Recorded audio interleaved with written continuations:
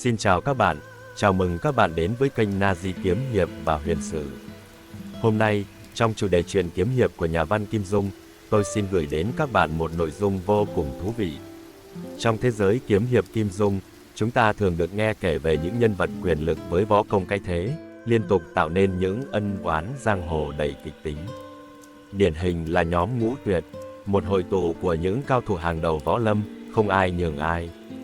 Vào thời điểm ấy, cuộc tranh tài Hoa Sơn luận kiếm đã trở thành sự kiện nóng bỏng nhất giới võ lâm, được bàn tán rôm rả trong từng ngõ ngách. Tuy nhiên, kỳ Hoa Sơn luận kiếm đầu tiên mới thực sự là huyền thoại, không chỉ bởi vì nó tìm ra được người vô địch thiên hạ, mà còn bởi vì Cửu Âm Chân Kinh. Đúng rồi, cuốn bí kíp võ lâm đáng thèm muốn đến mức ai cũng muốn bốc hơi với nó. 5 cao thủ hàng đầu, gồm Vương Trùng Dương, Hoàng Dược Sư, Âu Dương Phong, Đoàn Chí Hưng và Hồng Thất Công đã tụ tập lại để quyết chiến. Họ giao đấu 7 ngày 7 đêm mà không cần nghỉ ngơi, chỉ cần tạm dừng để nhấp chén trà, ăn chút thuốc hồi phục nguyên khí. Và như mọi người đều biết, sau cuộc chiến ác liệt, Vương Trùng Dương đã giành danh hiệu thiên hạ đệ nhất, bỏ lại các đồng chí kia ngậm ngùi thán phục. Thế nhưng, điều thú vị là không ai trong 4 vị cao thủ còn lại tỏ ra ghen tị. Ngược lại, họ kính nể Vương Trùng Dương như thể anh ấy là thầy dạy võ của cả làng võ vậy. Hoàng Dược Sư, người nổi tiếng với tính khí ngạo mạn, luôn tự cho mình là vô địch thiên hạ, cũng phải thốt lên. Từ khi Vương Trùng Dương qua đời, trên đời không còn ai xứng đáng với danh hiệu thiên hạ đệ nhất nữa. Đến cả Hồng Thất Công cũng phải thừa nhận, võ công của Toàn Chân Giáo vẫn là chính tông, ta đây cũng phải tâm phục khẩu phục. Còn Nhất Đăng Đại Sư thì ví von Vương Trùng Dương là người mà đời này không ai sánh kịp, khiến người nghe phải ngả mũ chào thua. Vậy mà, trong khi tất cả đều ngước nhìn Vương Trùng Dương, Kim Dung lại bất ngờ thả một quả bom khiến độc giả ngỡ ngàng. Một vị nữ hiệp ít ai biết đến, nhưng có thể dễ dàng hạ gục 4 vị Ngũ Tuyệt mà không cần nháy mắt. Đó chính là Lâm Triều Anh, người đã sáng lập ra môn phái cổ mộ, và, đặc biệt hơn, bà từng có mối tình cực kỳ phức tạp với Vương Trùng Dương. Lâm Triều Anh, mỹ nhân bí ẩn khiến Ngũ Tuyệt cũng phải ngậm ngùi. Theo lời kể của Khâu Sứ Cơ thì Lâm Triều Anh không chỉ có tài đánh bại tứ tuyệt, mà còn từng hạ gục Vương Trùng Dương trong một trận chiến mà không ai biết rõ kết quả thực sự là ai thắng ai thua. Dù có người nói bà dùng mưu kế để chiến thắng, nhưng chiến thắng là chiến thắng, phải không nào? Nếu không, chẳng phải đàn chỉ thần công của Hoàng Dược Sư cũng bị coi là gian lận sao? Điều thú vị là, sau khi chia tay cuộc yêu lãng mạn nhưng ngắn ngủi với Vương Trùng Dương, Lâm Triều Anh tự lập môn hộ và sáng tạo ra môn võ công tuyệt thế Ngọc Nữ Tâm Kinh.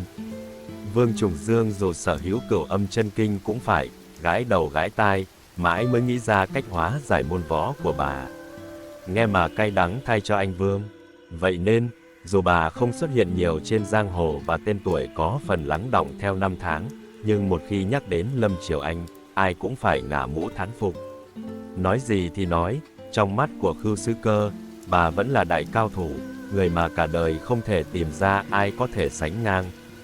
Nhìn lại, câu chuyện về Lâm Triều Anh không chỉ khiến chúng ta cảm thấy hứng thú về võ công của bà mà còn là một bí ẩn đầy cuốn hút về tình cảm giữa bà và Vương Trùng Dương. Một cặp đôi kỳ lạ, và cũng là minh chứng rõ ràng nhất cho câu nói, tình yêu có thể khiến người mạnh nhất võ lâm cũng phải đau đầu. Chẳng phải đó là sự thật thú vị nhất của giang hồ sao? Sự xuất hiện đầy bí ẩn của Lâm Triều Anh cùng võ công cái thế đã khiến độc giả không khỏi tò mò về lai lịch cũng như nguồn gốc võ công của bà. Ai đã truyền thụ võ công cho Lâm Triều Anh để bà có thể sánh ngang với cả Vương Trùng Dương? Lâm Triều Anh đã học được võ công đâu? Trong vũ trụ kiếm hiệp của Kim Dung, dù là nhân vật chính hay phụ, ai nấy đều được tác giả gọt giũa với một lai lịch rõ ràng như sao kê tài khoản ngân hàng.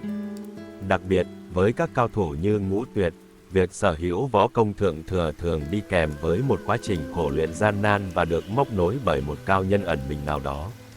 Vậy, câu hỏi đặt ra là, ai đã dạy Lâm Triều Anh, vị nữ hiệp bí ẩn, nhưng võ công lại siêu phàm đến nỗi khiến cả Ngũ Tuyệt cũng phải nghiêng mình? Nếu nhìn vào Ngũ Tuyệt, mỗi vị cao thủ đều có sư phụ rõ ràng. Đầu tiên là Vương Trùng Dương, nhân vật có nguyên mẫu từ lịch sử, nên sư phụ của ông trong tiểu thuyết cũng copy từ lịch sử mà ra. Hồng Thất Công thì đơn giản thôi, kế thừa hàng Long thập bát trưởng từ đời trước, sau đó truyền lại cho đệ tử ngoan ngoãn Quách Tĩnh.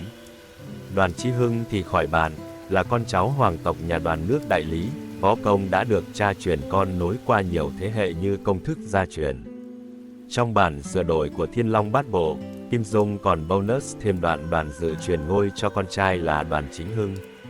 Như vậy, chắc chắn Đoàn Chí Hưng chính là con trai của Đoàn Chính Hưng và là cháu ruột của Đoàn Dự.